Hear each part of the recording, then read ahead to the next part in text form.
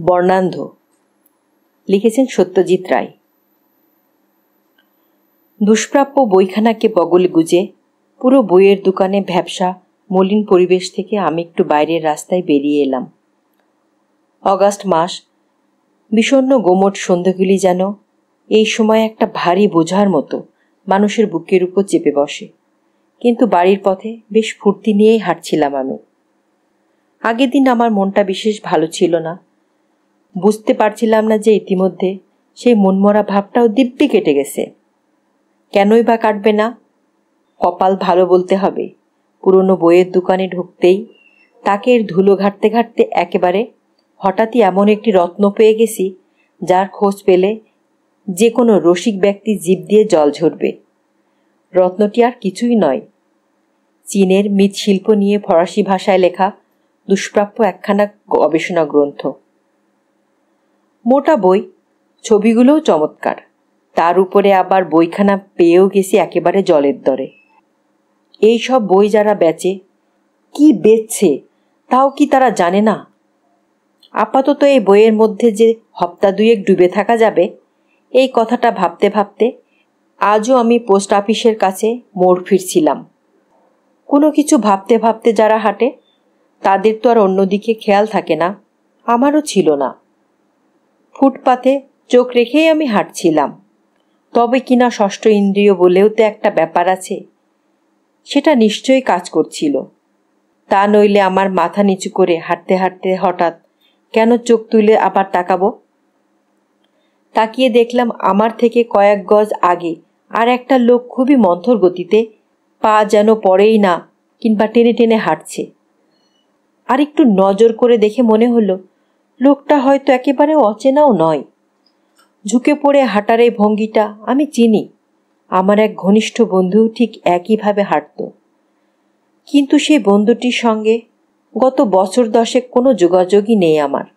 লোকটি সত্যিই আমার বন্ধু কিনা সে বিষয়ে নিশ্চিত হবার জন্য তাড়াতাড়ি পা চালিয়ে আমি ওর কাছে গিয়ে দাঁড়ালাম।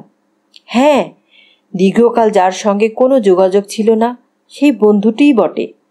চেহারা আর সে আগের মতো নেই, শরীর একেবারেই ভেঙে গেছে, তবে চেনা যায়।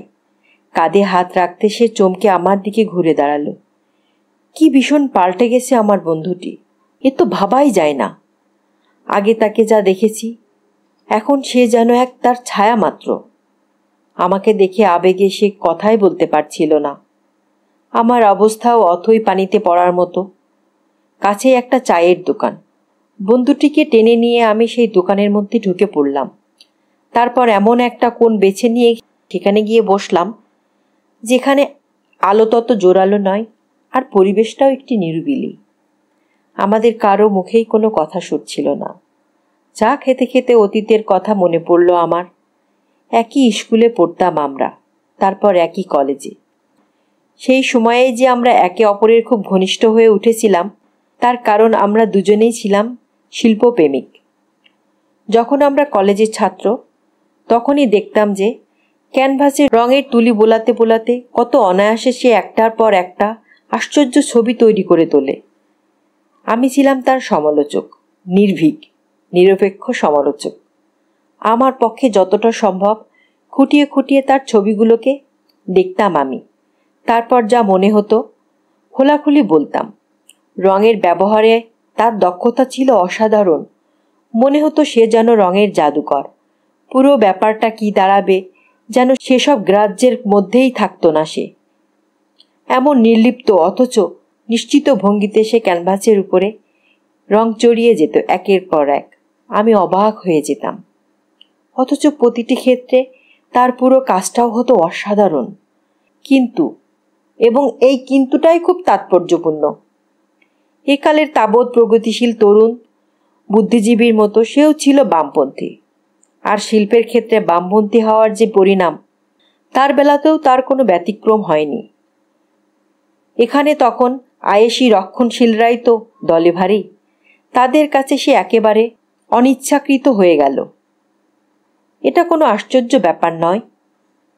এরকম হবে যে তা আগেই জানা ছিল। ব্যাপারটাকে সে গ্রাহ্যই আনল না। এটাকে পুরোপুরি উপেক্ষা করে সে একে একে এঁকে যেতে লাগলো তার ছবি। একমাত্র আমিই জানি যে এরপর থেকে একাডেমির নামগন্ধও সে সহ্য করতে পারত না। শিল্পের ব্যাপারে তার প্রগতিশীল মতামতগুলি কিন্তু আমি খুব সমর্থন করতাম। তার কারণ ছিল আমিও এক্ষেত্রে ছিলাম পুরোপুরি আধুনিক। তার তাবৎ ছবির পিছনে যে একটা সজীব মন কাজ করে যাচ্ছে সেটা আমি বুঝতে পারতাম, বুঝে খুশিও হতাম। আমার মনে পড়ে যে একবার সে তার ছবির এক প্রকাশ্য প্রদর্শনীর আয়োজন করেছিল, কিন্তু দর্শক একেবারে না আসায় সেটা খুবই করুণ একটা তামাশার ব্যাপার হয়ে দাঁড়ায়। তাও পুরোপুরি মোহভঙ্গ হয়। সে বুঝতে পারে যে সাধারণ দর্শক সমাজের শিল্পবুদ্ধি এখনো অতি নিচু স্তরে আটকে আছে, তার উপরে আর উঠতে পারছে না। এরপর থেকে সে তার স্টুডিওর মধ্যেই প্রদর্শনীর আয়োজন করত। অধিকাংশ ক্ষেত্রে দেখা যেত যে একমাত্র আমিই তার দর্শক, আমিই তার সমালোচক। সে শিল্পী আর আমি তার শিল্পের অনুরাগী, যেন পরস্পরের পরিপূরক আমরা দুজনে। এইভাবে আমাদের জীবন নেহাত মন্দ কাটছিল না। টাকা রোজগারেরও কোনো গরজ ছিল না। তার বাবা ছিলেন বিখ্যাত ব্যবসায়ী, ছেলের জন্য বিস্তর টাকা কড়ি তিনি রেখে গেছেন। সুতরাং ছবি এঁকে টাকা রোজগার করতে হবে এমন কথা ভাবতে হয়নি তাকে কখনো। আর তাই আর্ট ফর আর্টস শেখ, অর্থাৎ কলা কৈলব্যর সাধক হয়েই দিব্যি দিন কাটাচ্ছিল সে। আমার জন্য অন্যরকম। যে কলেজে পড়তাম, গ্রাজুয়েট হবার পর সেখানেই আমি লাইব্রেরিয়ানের চাকরিটা পেয়ে যাই। খুব একটা ভালো ছিল না, কিন্তু যাই হোক, আমার শিল্প চর্চাও তো এর দ্বারা কোনো ব্যাঘাত ঘটবে না, এতেই আমি খুশি। কয়েকটা বছর আর ঘনিষ্ঠ সান্নিধ্যে কাটাই। তারই মধ্যে তাকে আমি এক পরিণত শিল্পী হয়ে উঠতে দেখেছিলাম, যা দিয়ে একজন সত্যিকারের প্রতিভা সম্পন্ন শিল্পীকে চেনা যায়। সেই লক্ষণগুলি ইতিমধ্যেই অতি স্পষ্টভাবে ফুটে উঠেছিল তার কাজে। আমি বুঝতে পারছিলাম শিল্পকলার জগতে শ্রেষ্ঠ এক বহুমুখী প্রতিভা হিসেবে হঠাৎই সে বিখ্যাত হয়ে উঠবে। তার আর দেরিও বিশেষ নেই। আগ্রহে সেই দিনটির জন্য অপেক্ষা করছিলাম আমি। কিন্তু আমি ভুল করেছিলাম, ভীষণ ভুল করেছিলাম। হঠাৎই এমন একটা ঘটনা ঘটে যাবে যা ঘটবে বলে আগে বুঝতেই পারিনি।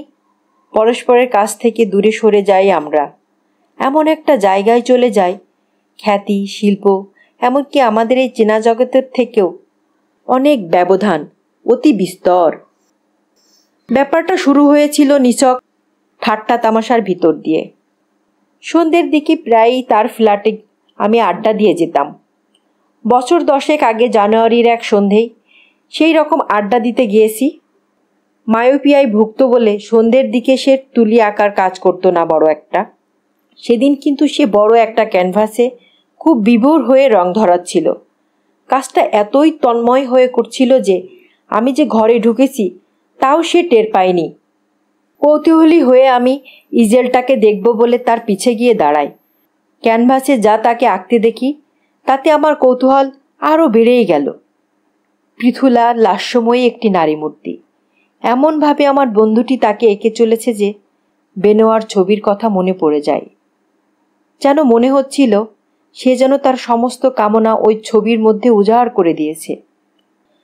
গলাটাকে খাকড়ে নিয়ে জিজ্ঞেস করি, ছবিতে তাকে লালায়িত ভঙ্গিমায় দেখা যাচ্ছে, তিনি কে? এ কি তার কল্পনার নারী নাকি বাস্তব? আমার দিকে চোখ ফিরিয়ে সে হাসল, ইঙ্গিতপূর্ণ হাসি। কথা বলে যা বোঝানো যেত না, এই হাসি থেকে তার চেয়ে অনেক কিছু বুঝে নেওয়া যায়। একটু চাপাচাপি করতে বেরিয়ে পড়ল আসল কথাটা। আমার বন্ধুটি যে প্রেমে পড়েছে আগে তা ভাবিনি। না ভাবাটা ভুল হয়েছিল। মহিলাটিকে প্রথমবার দেখেই সে যে টলে গিয়েছিল সেটা বোঝা গেল। এও বুঝলাম যে নিজেকে সামলে নেবার কোনো প্রচেষ্টাই করেনি সে, ফলে তাকে এখন হাবুডুবু খেতে হচ্ছে। সবটা শুনে প্রথমে বেশ মজায় লেগেছিল আমার। তাকে সে কথাও বললাম। আসলে তখনও আমি ঠিক বিশ্বাস করে উঠতে পারছিলাম না যে ছেলে ধরায় যে সব মেয়ের স্বভাব, আমার এই বন্ধুটি শেষ পর্যন্ত তাদের একজনের খপ্পরে পড়তে যাচ্ছে। কিন্তু যাই ঘটার তা ঘটেই গেল। আসলে যা ঘটল তা আরও অনেক বেশি মারাত্মক। সত্যি বলতে ব্যাপারটা যে এতখানি করাবে তা আমি ভাবতেই পারিনি। সপ্তাহখানেক বাদে আমার বন্ধুটির কাছ থেকে একখানা চিঠি পাই, তাড়াহুড়ো করে লেখা চিঠি। তাতে সে জানাচ্ছে যে আগের দিন তাদের বিয়ে হয়ে গেছে, এখন তারা চলে যাচ্ছে অখ্যাত এক দ্বীপে, তবে সেখান থেকে সে আমাকে চিঠি লিখবে। সেসব চিঠিপত্র কখনো পাইনি হাতে। তার বদলে হঠাৎই একদিন এমন একটা খবর আমার চোখে পড়ে যে আমি চমকে যাই। মৃত্যুর খবর। বন্ধুপত্নী মারা গেছেন, সাঁতার কাটতে গিয়ে তিনি মারা যান। খবর পড়ে ভাবতে থাকি যে আমার বন্ধুটি এখন কি করছে, কি হলো তার। ভেবে ভেবে কুল পায় না। এই একটা বদ্ধমূল বিশ্বাস আমার ছিল যে সুবুদ্ধির উদয় হলেই সে আবার ফিরে আসবে, কিন্তু বছরের পর বছর যায়, সে আর ফেরে না। আমিও ফের শিল্প নিয়ে পড়াশোনা করতে লেগে যাই, তবে কিনা একেবারেই একা একা। এতদিন বাদে সেই মানুষটি আবার ফিরে এসেছে, বিষণ্ণ, গম্ভীর, শীর্ণ একটি মানুষ। এ যেন সেই মানুষ নয়, তার প্রেত মূর্তি। স্ত্রীকে সে যে এত গভীরভাবে ভালোবাসত, তার মৃত্যুতে সে এত শোকাহত ভাবে পাল্টিয়ে যাবে তা আমি ভাবতেও পারিনি। বন্ধুটি তার চায়ের পেয়ালায় চুমুক দিচ্ছে, আমি তাকে দেখছি। আগে সে কত উজ্জ্বল ও প্রাণবন্ত ছিল, আর আজ সেই উজ্জ্বলতা, সেই টকবগে, সেই প্রাণবন্ত ভাবটাও যেন সে তার ভিতর থেকে কে যেন নিংড়ে নিয়েছে। বন্ধুটির বয়স 35-এর বেশি হবে না, অথচ তাকে দেখাচ্ছে যেন এমন এক প্রৌঢ়ের মতো যার শরীর স্বাস্থ্য একেবারে ভেঙে গেছে। এ অবস্থায় কথাবার্তা শুরু করাই শক্ত ব্যাপার। তবু আমাকেই সেটা করতে হলো। জিজ্ঞেস করলাম কবে সে ফিরেছে। আজই সকালে। কথার মধ্যে প্রাণের কোনো স্পর্শ নেই। কোথায় উঠেছে? তার সেই আগের ফ্ল্যাটে। আবারও সে একই রকমের নিষ্প্রাণ গলায় বলল, না। আরও কিছু প্রশ্ন করে জানা গেল তা এই যে তার অবস্থা মোটেই সুবিধের নয়। টাকা পয়সা কিচ্ছু নেই, যেটুকু যা ছিল ফেরার ভাড়া জোগাড় করতেই তা ফতুর হয়ে গেছে। সারা দিনে তার পেটে কিচ্ছু পড়েনি। এখানে তার আশ্রয় নেবারও কেউ নেই। রাতটা যে কোথায় কাটাবে তাও সে জানে না। তাকে আমি আমার ফ্ল্যাটে এনে তুললাম। একদিন যে ছিল আমার ঘনিষ্ঠতম বন্ধু, এটুকু তো তার জন্য করতেই হবে। কিন্তু তারপরেও তার কোনো পরিবর্তন এলো না। পথের মধ্যে হঠাৎ যখন দেখা হয়, তখন যেমন দেখেছিলাম সেই রকমই রয়ে গেল সে, চুপচাপ, কি যেন ভাবে। প্রাণের কোনো সাড়া মেলে না। ঘুমোয় কম, খায়ও কম, কথা বিশেষ বলেই না। অথচ আমি তাকে সেই আগের মতো স্বাভাবিক অবস্থায় ফিরিয়ে নিতে চাই। ফেরানো যাতে সম্ভব হয় তারই জন্যে যা কিছু শিল্প সামগ্রী এতদিন ধরে একটি একটি করে আমি জোগাড় করেছি, তার সব কিছু তার সামনে সাজিয়ে ধরলাম আমি। ভাবি এসব দেখলে হয়তো তার শিল্পী মন আবার জেগে উঠবে, কিন্তু কোথায়?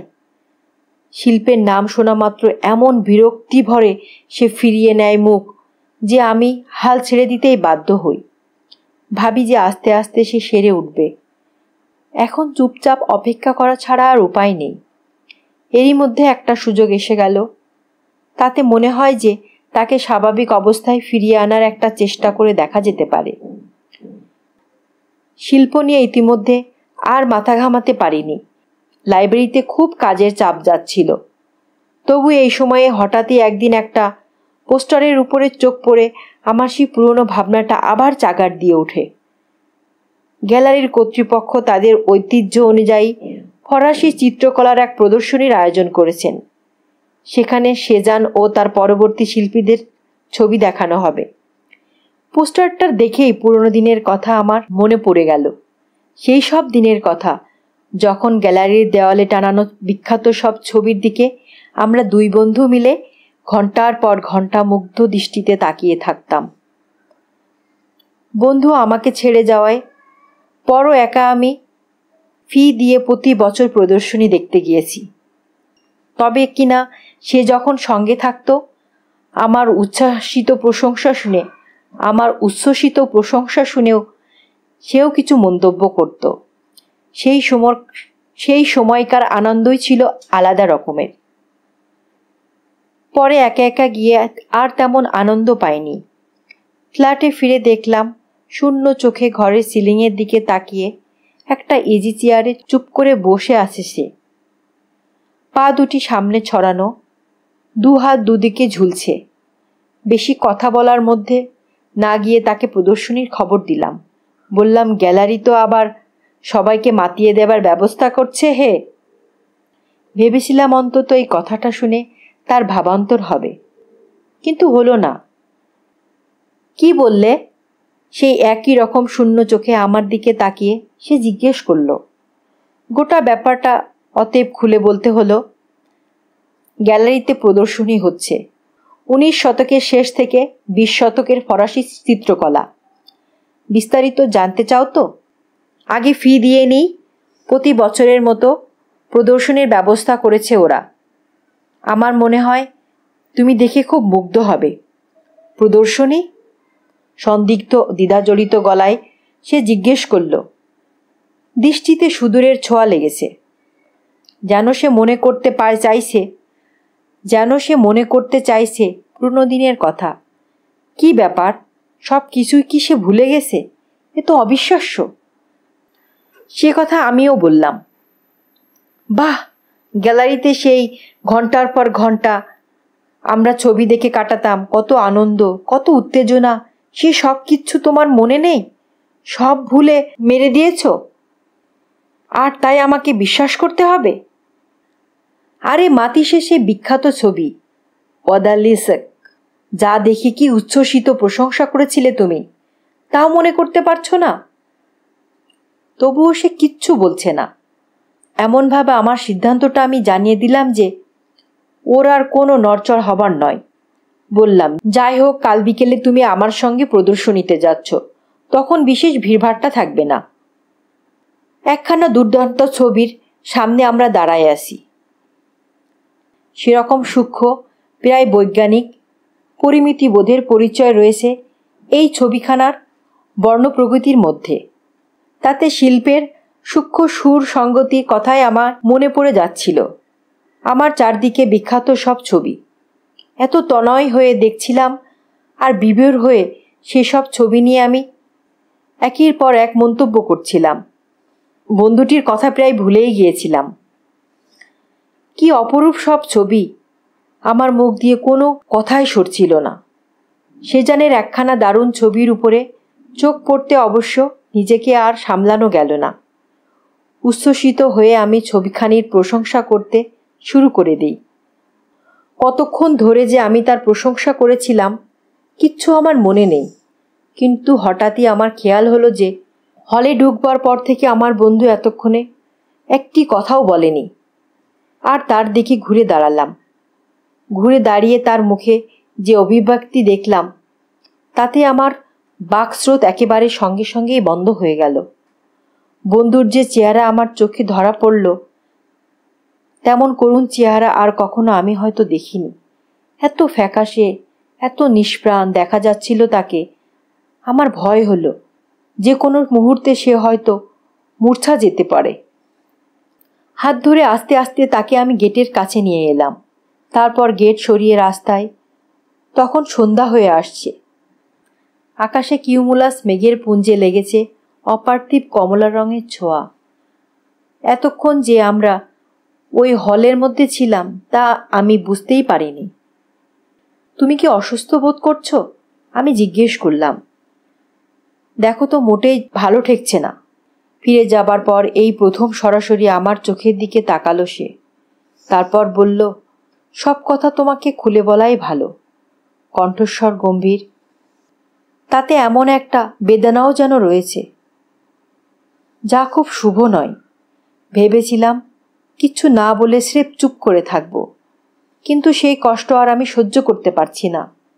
কিছুক্ষণ চুপ করে রইল সে। মস্ত বড় একটা নিঃশ্বাস নিল। তারপর বলল, তুমি হয়তো ভাবছ যে স্ত্রী মারা যাওয়াতে এইভাবে বদলে গেছি আমি, কিন্তু না, তা নয়। সে ছিল অতিশয় নচ্ছার মেয়ে, না না, তার মৃত্যুর সঙ্গে আমার এই বদলে যাওয়ার কোনো সম্পর্ক নেই। সে যে মরেছে তাতে বরং আমি হাঁপ ছেড়ে বেঁচেছি। আসলে তারপরে এই ব্যাপারটাই ঘটে। আবার অনেকক্ষণ চুপ করে রইল সে। মনে হলো যা সে বলতে চায় তা সে সহজে বলতে পারছে না, বলতে খুব কষ্ট হচ্ছে। তার মৃত্যুর পরের একদিন সকালে ঘুম থেকে উঠে আমার মনে হলো অদ্ভুত এক পৃথিবীর দিকে আমি তাকিয়ে আছি। চারপাশে যা কিছু দেখছি তার সবই কেমন যেন অদ্ভুত, পাতা ছাড়া। বিছানা থেকে লাফিয়ে উঠে আমি আয়নার সামনে দাঁড়াই। মুখখানা কেমন যেন ফ্যাকাশে লাগলো। মনে হলো আমার মুখ থেকে সমস্ত রং কেউ শুষে নিয়েছে। মারাত্মক ভয় পেয়ে গেলাম। মনে হলো আমার দৃষ্টিশক্তি নষ্ট হয়ে যাচ্ছে। ভয়ে কাঁপতে কাঁপতে তখনই এক চোখের ডাক্তারের কাছে আমি ছুটে গেলাম। ডাক্তার আমার স্বাস্থ্য পরীক্ষা করলেন, চোখ দেখলেন, নানা রকম প্রশ্নও করলেন। তারপর কি বলবেন ভাবতে পারো? বললেন যে না, আমি অন্ধ হয়ে যাচ্ছি না, না না, এত খারাপ কিছু নয়, তবে হ্যাঁ, আমি বর্ণান্ধ হয়ে গেছি বটে। ভেবে দেখো ব্যাপারটা একবার, ভেবে দেখো। রঙই তো আমার ভাষা, আর সেই কিনা আমি বর্ণান্ধ হয়ে যাচ্ছি, বর্ণান্ধ হতে চলেছি। কি ভাবছো তুমি? ভাবছো আমি কত দুর্বল? ভাবছো যে ভাগ্যের চাকার তলায়, সেই জন্যেই আমি গুমড়ে বেড়াচ্ছি? নিজের কথা বলতে পারি, আমি যে আত্মহত্যা করিনি কেন? এই কথা ভেবেই আমি অবাক হয়ে যাই। কারণটা হয়তো এই যে বাঁচতে আমার ভারী ভালো লাগে। আর নয়তো আমি খুব ভীতু কাপুরুষ। হয়তো সেটাই সত্যি কথা। নইলে দেখো আজ আমার কাছে জীবনের কি অর্থ, শিল্পের কি অর্থ? যে লোক ধূসর ছাড়া, হরেক রকমের একঘেয়ে ধূসর ছাড়া আর কোনো রঙই দেখতে পায় না, সেজান মাতিস আর রেনোয়ার ছবিরই বা তার কাছে কি অর্থ? ধন্যবাদ।